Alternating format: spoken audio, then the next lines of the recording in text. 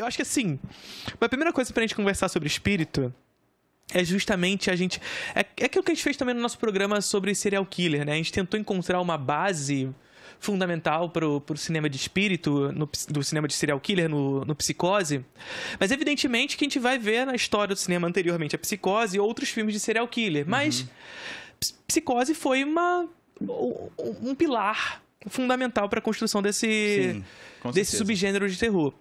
No cinema de espírito, você enxerga algum filme que possa ser fundamental assim? Eu acho que é muito fluido, que você pode pegar o filme do Buster Keaton e entender que aquilo tem uma coisa ali que é um espírito, sabe? Sim. Porque já lida com isso da relação do fictício e o real, e a projeção da imagem do cinema. Então, o espírito é algo muito presente no cinema desde sempre, porque está presente no imaginário desde sempre, né? Sim. Tá presente no imaginário desde sempre, mas assim, eu fiquei tentando fazer esse exercício comigo mesmo para tentar encontrar esse filme. Porque, mais uma vez, assim como no cinema de serial killer, havia filmes de serial killer anteriormente, mas eles não se consolidaram de maneira paradigmática como Psicose se consolidou. É que parece que tinha as características dele flutuando no ar, e o Psicose é o filme que ele pega tudo aquilo e bota em um corpo. Condensa, né? E condensa. Mas eu ainda não consegui, e aí vocês podem inclusive me ajudar aí nos comentários. Assim, eu tentei encontrar qual seria esse filme de espírito que poderia reunir essas características fundamentais, né? E tu achou? E eu não sei se eu encontrei um filme que solidifique isso tudo, mas assim, a gente pensar no Exorcista do Friedkin, é um filme de possessão demoníaca, mas é um filme de possessão, sabe? Então, de alguma maneira, tem inserido toda a lógica de espírito ali no filme. A gente tem o Carnival of Souls, por exemplo, da década de 60, que foi também um filme muito paradigmático para a consolidação dos filmes filmes sobrenaturais. Mas se a gente volta lá para a década de 20, o Victor Jostrom tá fazendo Carruagem Fantasma, por exemplo. Então, é difícil pensar no cinema de espírito qual seria esse filme. Até porque o espírito ele flutua muito por vários gêneros. Acho que a gente até falou isso hoje, há 10 minutos atrás. E, tipo, o espírito sempre é uma forma da gente lidar com o sobrenatural, com traumas, com o que a gente não consegue conceber. Então, você pega Os Inocentes, do Jack Clayton, nos anos 50, é um filme de espírito. Sim. É uma governanta que vai trabalhar numa casa de uma família rica. E ela é assombrada pelo espírito da governanta anterior, que era, tipo, um amor da família, a menininha era apaixonada por ela. E ela fica assolada por essa sombra que tá perseguindo ela o tempo todo. Tipo, a mulher que fazia o meu trabalho é melhor do que eu. Então, o espírito sempre surge como uma oportunidade de você falar sobre vários assuntos muito variados, sabe? Sim. Então, é muito difícil você encontrar uma genealogia do espírito no cinema. Sim. A gente recebeu na semana passada? Na terça, agora, na verdade, o Central Pandora aqui. Beijo, Matheus e Sora. Beijo, maravilhosos. Retornem. E a gente conversou um pouco sobre como a ficção científica, apesar de falar sobre o futuro, muitas vezes, ou inclusive às vezes sobre o passado, se a gente for falar sobre Máquina do Tempo, por exemplo, essa discussão sobre o que é o futuro e sobre o que é o passado, ela está sempre se referindo ao hoje. A como o hoje encara o futuro. E o cinema de terror, ele está muito imbricado sobre essa lógica. Na verdade, é aquilo que a gente sempre diz aqui também. O cinema... As narrativas, elas sempre falam sobre o período histórico a qual ela está sendo realizada. Todo filme é datado, a gente sempre diz aqui. Todo filme é datado porque as discussões que ali estão, não só as discussões, mas as técnicas, os meios que estão sendo realizados, dizem sobre aquele tempo histórico. O filme é um fruto do tempo dele. Sim. É claro que as discussões podem ser atualizadas, as discussões fora do filme. Por exemplo, o filme que discute racismo, por exemplo, na década de 60, ele está fazendo de uma maneira muito própria da década de 60. Mas a gente pode pegar esse filme e atualizar essa discussão para o hoje. Claro, mas o filme não está fazendo isso com o olhar de 2024, está fazendo com o olhar da década de 60, né? E aí essas atualizações são muito comuns. Mas assim como a ficção científica trabalha o futuro ou o passado sob a ótica do hoje, o cinema de terror também, e a figura do espírito também, né? E aí, assim, por mais que a gente não possa, ou pelo menos não tenha encontrado um filme tão paradigmático para definir o cinema de espírito, eu acredito que há pelo menos um país que determine isso. Que é o Japão. Pode ser. Né? Que é algo que eu acho que está muito imbricado a cultura japonesa é muito sobre espíritos, demônios. O shintoísmo e o budismo estão muito inseridos sob essa lógica. E, sobretudo, se a gente for falar de espíritos sob a ótica do terror, então tem a figura do Onryo, que é o... Eu não vou saber fazer a pronúncia correta, né? Mas o Onryo é aquele espírito vingativo que vai ser muito replicado tanto nos Estados Unidos, mas também tanto no Japão, mas também nos Estados Unidos e no mundo como um todo. Esse espírito que retorna para vingar alguma coisa que foi feito a ele, independente de quem esteja à sua frente e tudo mais. O chamado faz isso, né? Por exemplo... O Ringu japonês, depois o chamado americano.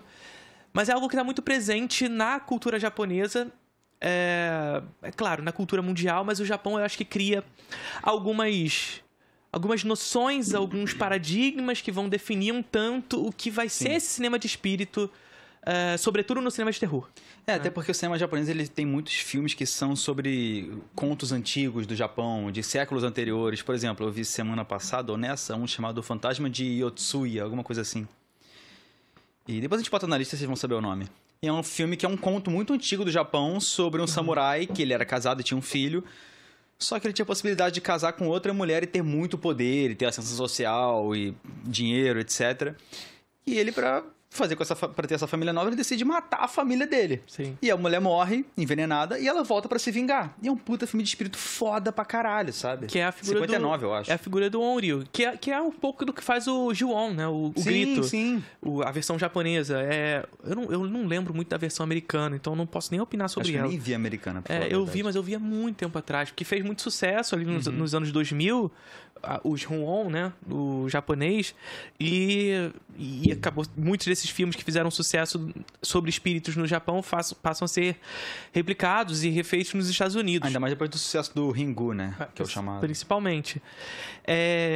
Ringu. E o Ju-On, o grito, ele conta justamente a história desse espírito vingativo, desse espírito que retorna para vingar a sua própria morte, né? E, sobretudo, esses espíritos Onryo, eles são muito provenientes de alguma coisa que essa pessoa que morreu sofreu enquanto abuso, assassinato e etc e tal. E ela volta para resolver esses problemas relacionados a uma morte muito traumática e injusta, né? Então, isso vai acontecer inúmeras vezes. A gente vai pensar, mais uma vez, no Ju-On, a gente vai pensar no chamado. A Samara é isso, né?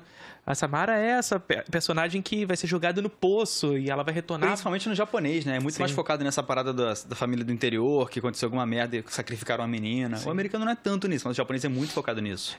O americano, ele lida muito mais com a investigação, né? Sim. Que é muito foda. Muito. Eu gosto mais do americano do que o japonês. Inclusive. Eu também. Nesse caso específico. E aí é uma coisa importante de ser dita. E justamente isso, não é necessariamente porque é uma adaptação que ela vai ser... um remake, ele vai ser pior do que o original. Eu defendo Death Note. Pois é. Defendo a chamada, é tranquilo. Pois é, né?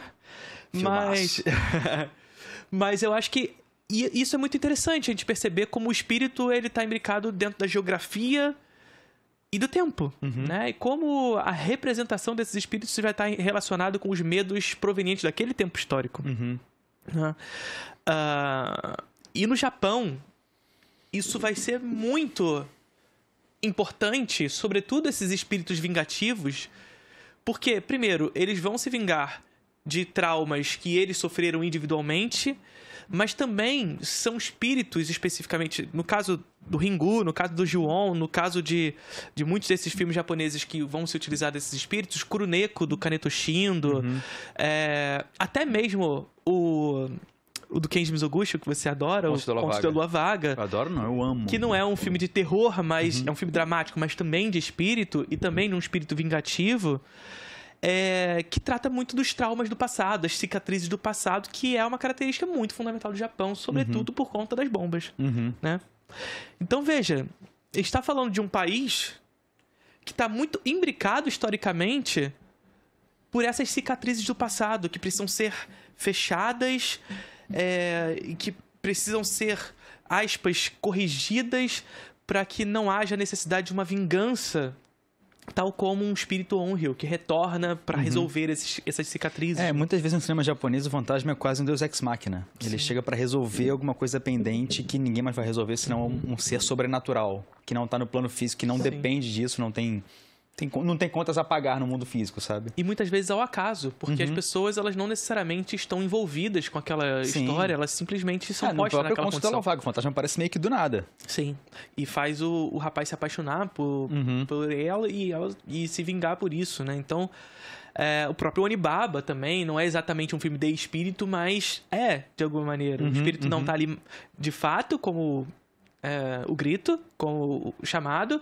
mas a moça se veste do espírito possessor que volta para vingar o seu filho que foi pra guerra. Então, assim, o Onibaba é um filme que vai estar discutindo guerra, só que tá falando da guerra lá no século XV no Japão. 15 ou 14, alguma coisa assim, não lembro exatamente, mas é um desses 2 séculos. Mas, assim, tá falando da Segunda Guerra Mundial, sabe? A parada é essa, não é porque tá retratando uma guerra do século XIV que ele não tá falando da Segunda Guerra Mundial e dos traumas da Guerra do Japão. É um filme da década de 60, gente. A bomba tinha estourado há menos de 15 anos. Há 15 anos. Então, assim, essas histórias estão muito imbricadas no cinema japonês, muito solidificadas ali. E são inúmeras as maneiras que o Japão vai encontrar de retratar esses traumas. Isso vai estar presente desde o Godzilla, que a gente conversou no nosso encontro passado com o Central Pandora aqui, nas ficções científicas, portanto, até no terror de fantasmas, espíritos e sobrenatural. A gente lembrar também de Hauzu, por exemplo, que é um outro filme japonês de espírito e tudo mais, que vai discutir o trauma da bomba, só que já na década de 70. Ou seja, existe já um trauma que já está levemente diluído, ou seja, já está sendo comunicado com uma outra geração, né? Não é mais a geração da bomba, é a geração que nasce depois, dos filhos dos boomers, né? E que vai fazer justamente essa noção do espírito como um espírito que retorna para resolver o problema, né? Sim. E eu acho muito legal que o cinema japonês, como tem essa cultura muito forte dos espíritos, das presenças dos fantasmas, eles conseguem ter uma variedade de abordagem para os espíritos muito grande. Você pensa no Conto do Vago, o espírito que aparece não é uma figura de terror. É uma figura que, na verdade, ele é um pouco sacana até, sabe? Só que você vai pro Ju-On e o espírito... É até um jeito de que é raro você ver no cinema americano lidando dessa forma, porque você não tem... Tá, encontrei um espírito, vou ter um embate. O que eu faço para me salvar? Não, no Ju-On é uma antologia de histórias que você encontra o fantasma e você morreu. Você tá fudido, não tem o que fazer. É inevitável. É inevitável. O fantasma aparecer não quer dizer que ele vai te fuder. É uma constatação de que você já está fudido. Você já vai se fuder, você vai morrer, sabe? Sim, não tem escapatória, né? É o espírito vingativo que retorna e você vai morrer. É como se fosse um sinal de que você já está morrendo. É a morte te buscando. Sim, perfeito. E aí vai na direção do que a gente estava construindo antes, né? Toda a noção, até mesmo das adaptações americanas dos filmes japoneses, que são muito comuns, vão trazer essas narrativas sob a ótica do americano, né? Então você pega o chamado, como a gente estava discutindo antes, enquanto o Ringu está discutindo mais fortemente a menina que foi jogada no poço e tudo mais, no chamado é muito mais sobre a busca. É muito mais sobre como superar o monstro, né? Como tem a questão familiar, focada na mulher que é mãe, foi mãe jovem, né? Então, essa o pai que é um pai americana, merda. Exatamente. Né? Então tá muito inserida ali, que é uma coisa meio Spielbergiana, que é o resultado tá na família, como resolver o problema, tudo retorna a esse lugar do que é a família. E é um pouco disso. Enquanto no Japão é inevitável a morte, no filme dos Estados Unidos é sobre como escapar da morte. Né? É como superar os 7 dias. Sim. É como você não morrer depois desses 7 dias, né? Enfim, então é isso. A gente conversou sobre o Godzilla também aqui na semana passada, é um pouco sobre isso. Enquanto o Godzilla no Japão é sobre o trauma, nos Estados Unidos o Godzilla vira outra coisa. Se esvazia das pautas, muito em razão dessa massificação que a indústria da cultura americana vai provocar no monstro. E nos espíritos também. Apesar de chamado a gente achar melhor do que o Ringu não deixa de ser bom por causa disso, é um bom filme também, mas é um pouco sobre isso, é sobre adaptar essa história sobre o contexto americano. Só que a grande questão é que o contexto americano ele é sentido como universal, né? Essa que é a parada. Que a gente percebe não só nos filmes de espírito, mas nos filmes como um todo, né? Os Estados Unidos faz a narrativa que, através da indústria da cultura, se padroniza e esse padrão tende a ser sentido como universal, porque é a ideologia dominante. A ideologia hegemônica de um tempo, ela é sentida como senso comum. Sim. Né? E as narrativas vão representar um pouco disso, né? O Poltergeist é um filme que é americano, que eu acho que lida muito bem com isso, e é roteirizado pelo Spielberg, né? Tem até uma disputa sobre quem dirigiu o filme. Ele foi roteirizado pelo Spielberg ou ele é O Spielberg produziu, roteirizou e ele ia dirigir, só que o filme saiu no mesmo ano de ET. E o Spielberg assinou que ele não poderia dirigir um filme no mesmo ano de ET, porque teve toda uma ação de marketing para promover o filme, etc. E aí o Tobe Hopper dirigiu. Só que reza a lenda que, na verdade, foi o Spielberg de fato que dirigiu e o Tobe Hopper só fez uma coisa ou outra. E foi muito interessante rever o filme porque você sente uma divisão. Tem coisa ali que é a cara do Spielberg, tem coisa que é a cara do Tobe Hopper. E é curioso porque o Tobe Hopper é um diretor que eu adoro, o Spielberg eu não gosto. Só que as coisas que são do Spielberg no filme eu gosto mais que as coisas do Tobe Hopper. Então, porra... Mas enfim, é um puta filme de espírito foda, porque, pra quem não viu o Poltergeist, você mora numa caverna, provavelmente. Uma família, um dia uma criança começa a conversar com a televisão e ela é sequestrada pela televisão. E aí tem espíritos na casa e tal, uma casa fica assombrada, e eles têm que salvar a garota. Isso é década de 80, né? Década de 82. Só que é um filme totalmente sobre a era Reagan. A primeira cena do filme é o casal na cama deitado, fumando maconha e lendo uma revista Ronald Reagan, um cara do futuro. E eles dormem e acordam vendo TV, eles acordam com o hino nacional tocando na TV. Aí tem uma cena que a garota tá de frente pra TV e tá daquele white noise, aquele chapiscado tipo shhh na TV. E a mãe chega, não fica vendo isso não, vai te fazer mal. Ela muda de canal e tá passando um filme de guerra. Aí tá lá, a garota de 5 anos de idade vendo um filme de guerra, sabe? Então é um filme totalmente sobre a televisão invadindo o lar e criando essas memórias e esses traumas, assim, naturalizando e desensibilizando as crianças, sabe? Sim. E o Fantasma entra nisso como uma forma de retratar essas coisas. E, porra, é do caralho o Poltergeist, é do caralho. Faz muito tempo que eu não assisto. Eu assisto, devo ter assistido lá na minha adolescência, então não posso opinar muito, mas sobre tudo que você falou, é justamente o que a gente estava falando, é sobre como até a mesma noção sobre o sobrenatural está imbricada naquilo que nós sentimos na nossa realidade material. Sim, 100%. Né? Então, como representar aquilo que é imaterial, aquilo que é metafísico, se não por aquilo que percebemos. A gente não sabe, a gente não é capaz de contar histórias sem levar em consideração aquilo que concebemos, aquilo que sabemos, né? O espírito lida naturalmente não, essencialmente com essas coisas que a gente não consegue conceber necessariamente, Sim. né? É a noção uma forma de lidar com o imponderável. É a noção do desconhecido, e o medo que o desconhecido provoca. Mas até mesmo a noção do desconhecido, ela está relacionada com aquilo que conhecemos. A gente só pode ter a noção sobre o que é desconhecido a partir do que conhecemos. Então, por exemplo, é uma coisa que eu sempre brinco com a galera, com os alunos. Como é que a gente retrata um alienígena? O alienígena ele tem um corpo humanoide, ele tem uma cabeça meio de formiga, anteninha de inseto e tudo mais. Ou seja, a nossa constituição do que o ET parte de noções do que a gente sabe, do que a gente conhece na nossa realidade material. A gente não consegue conceber uma forma daquilo que a gente não viu, daquilo que a gente não tem como percepção. Então, construir o ET é a partir daquilo que a gente sabe. O ET chega na Terra e ele quer fazer o quê? Ele quer colonizar. Por quê? Porque a gente coloniza o inimigo. A gente não, né? O imperialista. Então, a gente é a noção. O que os Estados Unidos faz a guerra dos mundos, com o ET querendo dominar os Estados Unidos? Porque eles dominam a porra toda. Eles entram nos países e fodem a porra toda. Então, o medo é chegar alguém mais poderoso e dominar eles. E eles são os destinados a salvar o mundo e etc. e tal. Até dos extraterrestres eles são destinados a salvar o mundo, né? É inevitável também essa concepção. E no caso dos espíritos, é um pouco sobre isso. A gente vê que lá atrás, o Mizoguchi, ele está falando sobre o trauma da bomba, mas ele está retratando o Japão feudal, né? Na década de 80, a gente tem um avanço massivo da indústria da cultura e, sobretudo, da televisão no lar das pessoas. É claro que nos Estados Unidos isso avança a partir da década de 50, mas se solidifica na década de 80 e tudo mais, sobretudo com a chegada do cinema, da TV a cores e etc e tal, que as histórias passam a trazer a noção da televisão mesmo. E se a televisão for um portal entre o mundo dos mortos e o mundo dos vivos, sabe? é um pouco sobre isso, é sobre como a representação do espírito vai estar relacionada com o tempo histórico com o qual ele está sendo representado.